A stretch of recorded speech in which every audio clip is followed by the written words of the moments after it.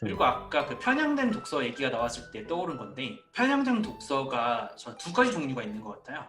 첫 번째는 어떤 거냐면은 소설만 읽는 사람, 문학만 읽는 사람, 혹은 인문학만 읽는 사람.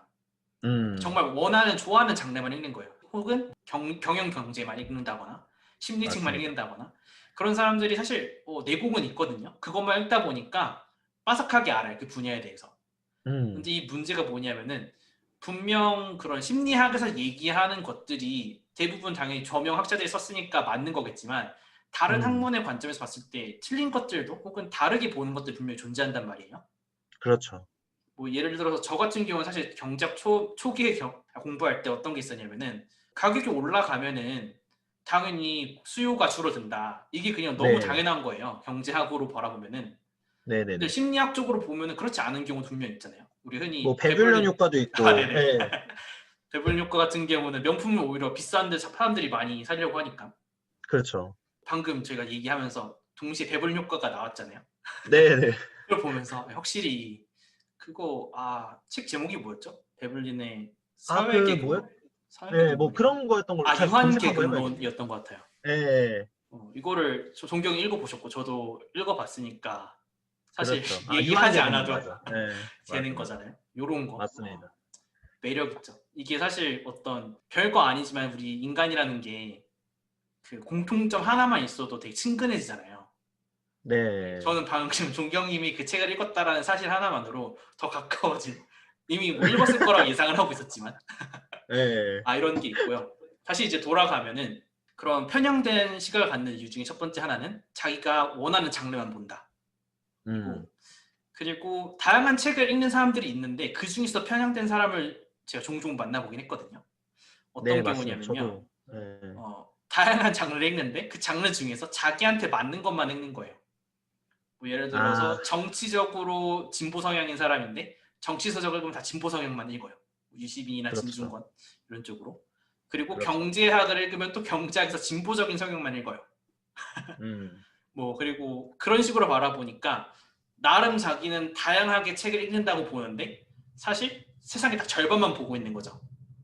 음, 그런 식의 편향도 봤기 때문에 이 편향되지 않게 책을 읽는다는 게 사실 말처럼 그렇게 쉬운 건 아닌 것 같아요. 저는 안 그러려고 음, 노력을 하는데 저도 모르게 제가 읽는 책을 항상 인스타그램에 올리잖아요.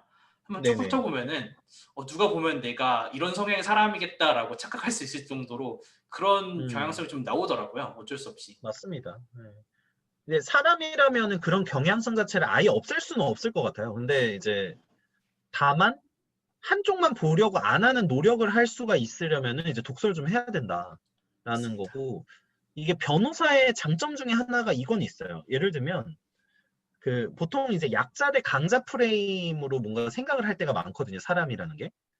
그래서 한쪽 계급과 한쪽 계급, 그러니까 계급적 사고를 할 때가 있는데 변호사는 약자 측에서 소송할 때도 있고 강자 측에서 소송을 할 때도 있어요. 그렇죠. 예, 그러다 보니까 양측의 관점에 대해서, 그러니까 원래 이제 변호사라는 거는 그쪽에 맞게끔 논리를 구성해서 이렇게 이기게끔 해야 됐잖아요. 그러니까 이제 양측의 견해를 계속해서 접하게 되는 부분은 있는 것 같더라고요.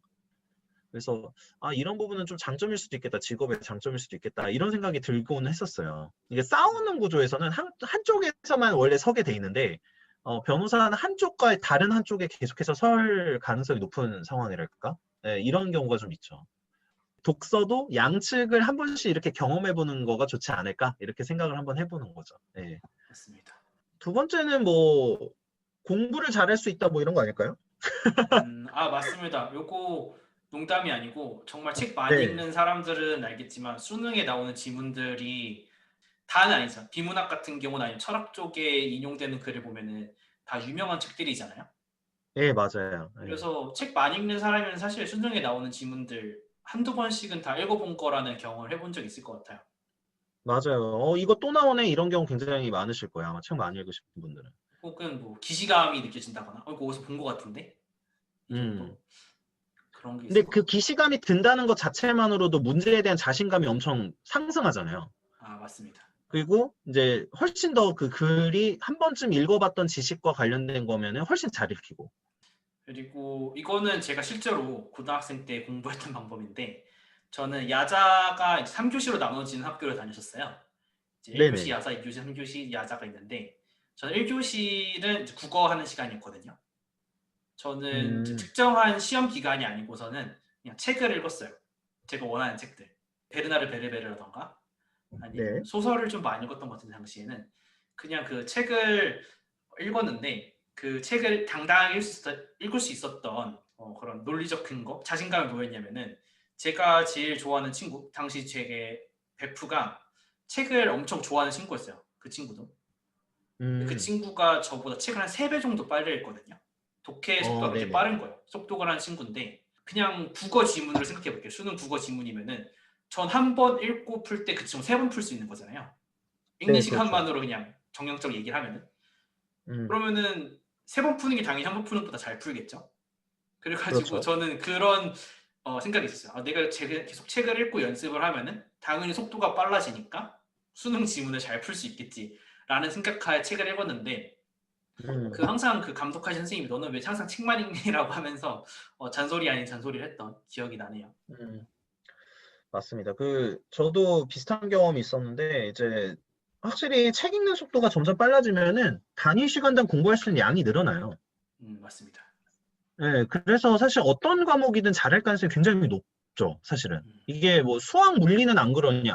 수학 물리도 똑같잖아요. 기초적인 공부는 하고 들어가는 거잖아요. 그래서 이걸 수식으로 해결을 하는 거라도 그 수식에 대해서 논리적으로 사고하는 그 훈련을 계속해서 하는 건데, 독서가 많이 돼 있으면 그 훈련이 좀 잘 돼 있기 때문에 좀 더 빨리 적응하는 거고.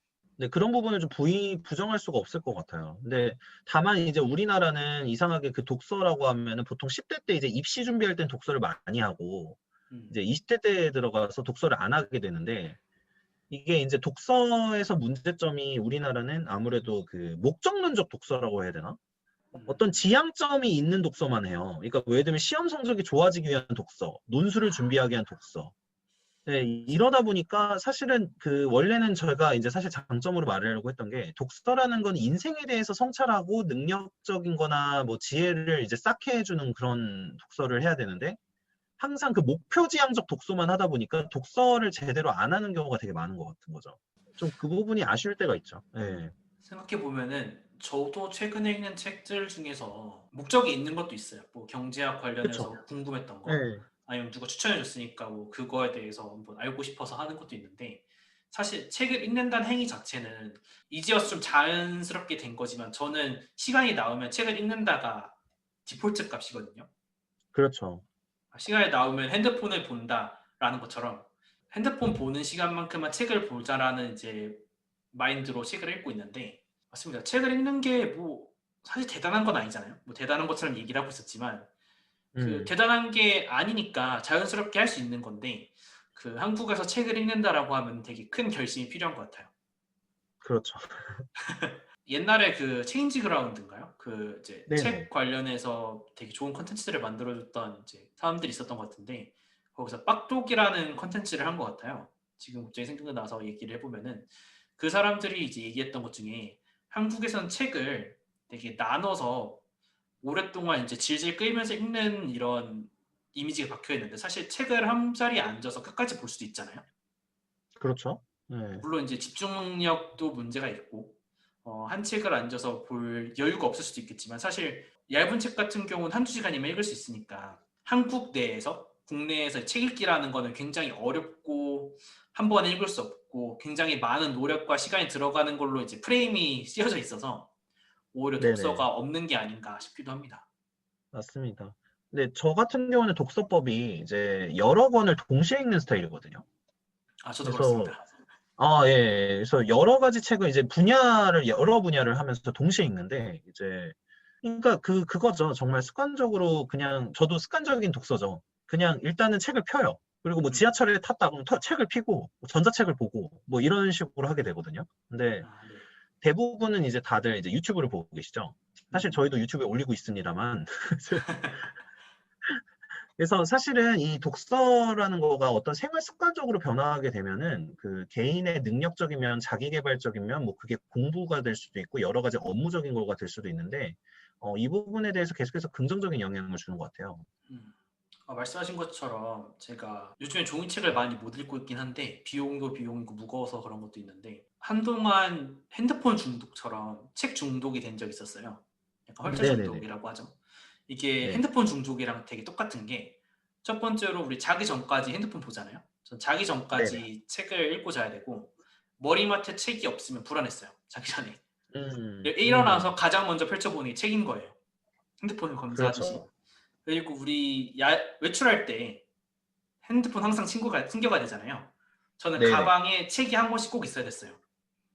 저랑 똑같은데? 네. 그리고 이거 너무 똑같은 게 그 보조 배터리 챙기시죠. 핸드폰 배터리 죽으면은 안 되잖아요. 음. 그래서 저는 책을 두 권씩 들고 다녔어요. 만약에 그 읽던 아, 책을 네네. 다 읽으면 어떡해요? 그럼 두 번째 읽을 맞아, 책이 맞아. 없잖아요. 맞아. 그래가지고 보조책을 한 두 권 넣어야 보조책, 돼. 네, 맞아. 두 권은 넣어야 됩니다. 이게 책 중독은 다 공감을 할 텐데 음. 진짜 그렇게 읽으니까 한 3개월 동안 100권에서 200권 정도 읽더라고요. 맞아요. 네, 이렇게 맞습니다. 돼야지. 그래서 책 중독이 되라는 건 아니고 이게 사실 좋은 건 아니거든요. 중독 자체가. 그 책이 없으면 음. 불안하다는 게 좋은 건 아닌데 적어도 책을 읽고 싶다라면은 가방에 책 한 권 넣고 다니는 거는 진짜 필수인 것 같아요. 그 짜투리 음. 시간에 읽는 거 진짜 무시 못 하거든요. 그러니까 사실 그 중독이라는 게 문제가 되는 경우는 그거를 안 하면 뭔가 불안하거나 심리적으로 안 좋은 영향을 주게 되는 경우까지 갔을 때가 중독이 좀 문제가 되는 거잖아요. 근데 그렇죠. 보통 사실 독서 관련해서는 사실 뭐 좀 중독에 빠진다고 해서 사실 부작용이 있다고 보긴 좀 어렵다고 해야 될까? 그러니까 책 중독 네네. 때문에 일을 못할 지경이 되면 그건 좀 문제겠죠. 음. 근데 예, 그 정도까지 가는 경우 제가 많이 보지 못했거든요. 단점을 제가 하나 아는데 네. 그 책값이 좀 비싼 게 아니잖아요 요즘에. 한 권에 뭐 아, 10,000원, 15,000원, 뭐 비싼 건 2, 3만 원 하고 통장이 좀 많이 불안불안해집니다. 사실은 저도 이제 고백하자면 로스쿨 때 생긴 그 마인스 통장이 있었는데 그 마인스 네네. 통장 채무의 대부분이 책값이었습니다.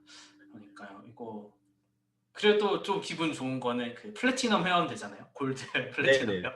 그러면은 뭐 할인도 많이 되고 그리고 저는 그렇죠. 한동안 중고 서점에다 책을 좀 많이 팔았어가지고 음, 뭐 그런 식으로 돌려보고 괜찮은 맞습니다. 책만 킵하고. 네. 그리고 이제 요즘에는 약간 무료 구독 서비스처럼 책을 좀 이렇게 쉽게 접할 수 있는 그 플랫폼들이 있잖아요. 뭐 밀리의 맞습니다. 서재라던가 뭐 그래서 그런 것도 활용하고 당연히 또 활용해야 되는 건 도서관. 그래서 도서관도 많이 활용했었고 도서관에서 책 보다 보면은 이제 또 아까도 우리가 1번 주제로 장점으로 얘기했던 그 좋은 인맥들이 생기거든요. 그 이제 음, 도서관에서 친하게 지내게 되는 친구들이 생겨요. 그래서 그런, 신기하네요. 네. 그 되게 좋은데, 제가 솔직히 이거는 정말, 이거 구독자 여러분들한테 장담해서 말씀드릴 수 있는데, 20대 때 독서를 좋아하고 공부를 좋아하고 했던 사람들 중에, 그러니까 이게 사업이든 어떤 업무든 마찬가지인데요. 그런 몰입이나 독서 이런 거를 같이 했던 사람 중에 제가 실패한 사람 한 명도 못 봤어요. 그래서 이게 이제 아까 우리가 독서, 공부하는 데 도움이 된다, 뭐 어떤 업무적인 성취에도 도움이 된다, 이런 얘기를 하는데, 이거는 정말 확실한 효과를 준다라는 거는 진짜 제가 장담해서 말씀드릴 수 있을 것 같아요. 저는 아직 20대라서 그 확신의 어떤 추가적인 근거를 대기는 어렵지만 어떤 얘기를 할 수 있을 것 같냐면은 그 독서를 하면 일단 나쁜 짓은 안 하고 있는 거잖아요. 그러니까 아, 그렇죠. 나쁜 짓을 할 표현 안 하고 좀 비생산적인 거. 뭐 게임이 무조건 나쁜 건 아닌데 뭐 음, 요즘에는 게임을 되게 미친 듯이 하시는 분들도 계시니까 20대 분들 중에서 그렇죠. 적어도 네. 게임을 안 하고 독서를 하면은 저는 독서가 그나마 괜찮지 않나? 이제 성장하는 음, 측면이 있어서 생각을 음, 하고 이런 이제 나쁜 거들이 제외가 될 것 같고 음. 그리고 이거는 저는 20대니까 10대들 기준으로 얘기하면은 저는 10대 친구들하고 얘기를 할 때 독서하는 친구가 있으면 그렇게 눈에 띄더라고요. 이 저도요. 친구랑 좀 연락 계속 하고 싶고 앞으로 좀 더 끌어주고 싶고 저도 뭐 가진 건 맞아요. 없지만 적어도 도움을 주고 싶은 그런 막 욕구가 샘솟는데 이게 뭐 30대랑 다르진 않겠죠. 30대가 바라 20대가 독서를 하고 좀 어느 정도 대화가 되는 것 같다라고 하면은 음. 뭐 사업 내에서든 뭐 회사 내에서든 당연히 어떤 이점으로 돌아가지 않을까 싶긴 합니다. 맞습니다. 저도 마찬가지인데, 저는 독서하는 사람들 보면 그렇게 신뢰가 가요, 좀. 그러니까 이게 어떤 선입견 이런 거는 아닌데, 적어도 자기 개발을 하고 있다는 느낌은 확실하게 받을 수 있거든요. 마치 그리고 이제, 운동을 하는 거죠. 나 헬스장 다녀요. 네, 맞아요. 도서관 다녀요. 같은 거랑 비슷한 느낌이죠. 어, 그래서 제 주변에 가장 베스트로 정말 거의 정말 뭐 기계처럼 정말 자기 개발하고 되게 즐겁게 사는 친구를 보면 딱 두 개가 눈에 띄어요. 운동, 독서. 운동하고 공부하고 독서하는 게 습관이야, 습관. 이미 습관이 됐더라고요. 그러니까 정말 생산적인 활동만 하는 거죠. 네, 그렇게 진행하는데 이제 저도 마찬가지로 아까 이제 저희가 만나게 된 계기도 독서 모임이라고 말씀드렸잖아요. 근데 네네. 그런 모임을 만들어 가지고 갔을 때 그 20대 초반에 있으신 분들은 정말 눈에 띄어요. 그리고 진짜 끌어주고 싶고 밀어주고 싶고 또 서로 이게 이제 30대도 40대도 어차피 같이 갈 인맥들이거든요. 거의 다.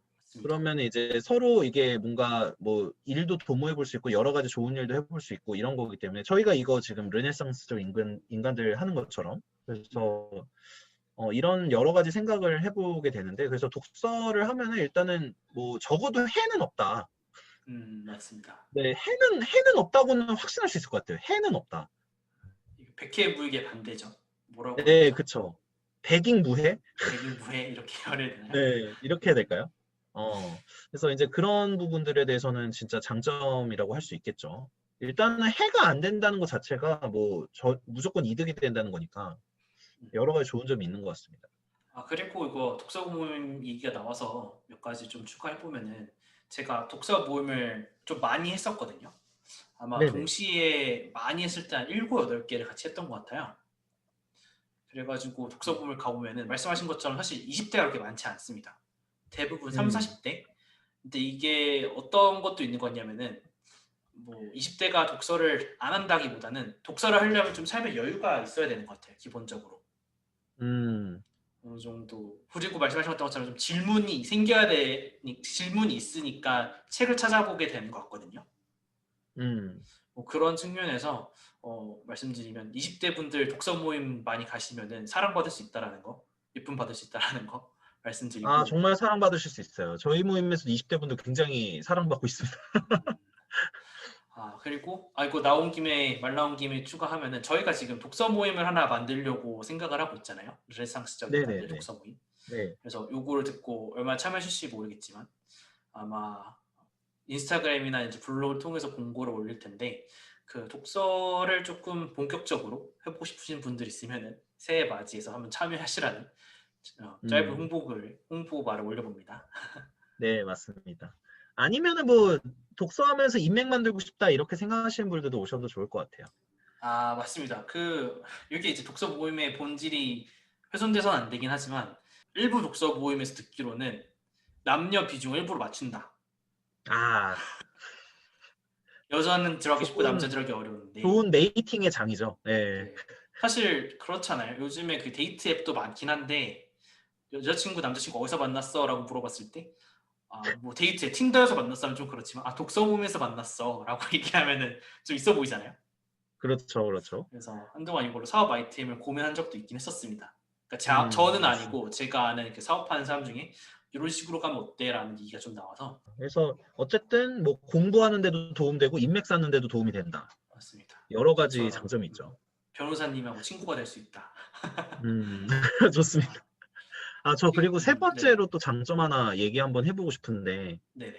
세상을 보는 눈이 넓어진다. 너무 그리고 당연하지만 엄청 중요한 너무 겁니다. 당연한데 이게 생각보다 이런 생각 잘 못 하시더라고요. 그러니까 세상을 보는 눈이 넓어진다의 함의는 뭐냐면 자기 인생에 있어서 훨씬 더 큰 목표나 여러 가지 사회의 다양한 측면에 대해서 생각하게 된다는 거거든요. 그러면 음, 결과적으로는 자기에 대한 성찰 능력 좋아지고 그 사람이 발휘할 수 있는 잠재력의 범위 자체가 좀 넓어진다고 생각을 해요. 네, 그래서 이거는 거의 공통인 것 같은데 미국에서 스타트업이든 어떤 부자가 된 분들 중에 독서를 많이 안 한 분 제가 찾아본 적이 없거든요. 거의. 음, 예, 그러니까 독서 싫어하는데 성공한 사람 거의 못 본 것 같고 드물 거예요 아마. 예, 그래서 그러니까 이게 제가 말하는 성공은 어정쩡한 성공이 아니라 진짜 엄청난 성공. 그러니까 사실은 대부분의 성공의 요소는 성실성과 노력의 문제라고 생각해요. 그 성실성에는 물론 여러 가지 그냥 뭐 하던 대로만 열심히 한다 이런 개념이 아니라 좀 새로운 노력을 기울이고 새로운 시도를 한다 이런 게 들어가 있는 거긴 하지만 이거의 한계가 뭐냐면 내가 할 수 있는 노력의 범위라는 것 자체가 나의 사고의 범위에 따라 갈라지잖아요. 네. 예를 들어서 제가 생각을 넓게 할 수 있는 사람이면 그 목표치도 넓기 때문에 그걸 이루기 위해서 노력하는 방법이나 방식도 더 다양한 시도를 할 수가 있는데, 사실 내가 가지고 있는 사고의 범위가 이제 좁으면 내가 노력하거나 새로운 시도를 할 수 있는 범위 자체가 줄어들기 때문에 좀 거의 성공하기가 좀 어렵고 성공을 한다고 하더라도 작은 성공밖에 안 된다. 좀 아, 이런 것도 한번 얘기를 해보고 싶었거든요. 아까 이야기를 했던 우리가 그 포용력 있는 사람이 되는 것과 비슷한 이제 논지인 것 같아요. 어떤 네네네네. 거냐면은 내가 그만큼 다양한 걸 이미 알고 있고 배경 지식이 넓다 보니까 큰 사람이 될 수 있는 건데 마찬가지로 많은 지식을 미리 알고 있으면은 예를 들어서 제가 성공하기 위해서 걸어갈 수 있는 길이 여러 가지가 있잖아요. 근데 다만 제가 그렇죠. 지금 알고 있는 건 딱 하나밖에 없는 거예요. 음, 그래서 지금 그냥 하나의 길로 걷고 있는데 그게 중간에 어떤 운이든 혹은 자연재해에 의해서든 어떻게든 길이 막힐 수가 있잖아요. 네네. 그때 말씀하신 것처럼 책을 많이 읽었던 사람은 아, 저렇게 돌아갈 수도 있다라는 거를 해보진 않았지만 책을 통해서 알고 있는 거죠. 그렇죠. 혹은 저렇게 가면 좀 되지 않을까라는 이런 직관적인 것도 얻을 수 있고요. 감각, 음, 통찰력이라고 불리는 그런 맞습니다. 측면에서 성공에 도달할 수 있는 다양한 길을 책을 통해서 미리 간접적으로 경험을 한다는 거 굉장히 큰 의미가 있는 것 같고요. 네. 저는 말씀해 주시는 거 들으면서 어떤 생각했냐면은 우리가 흔히 대학을 들어가면은 전공을 선택하잖아요. 네. 근데 제가 볼 때 우리나라에서 자기 전공을 명확히 알고 들어가는 사람이 몇 명이나 있을까? 물론 당연히 모르는 게 당연한 거지만 그래도 그 전공에 대해서 배경 지식이 충분히 있는 사람이 얼마나 될까 고민해 보면 그렇게 많지는 않은 것 같아요. 맞습니다.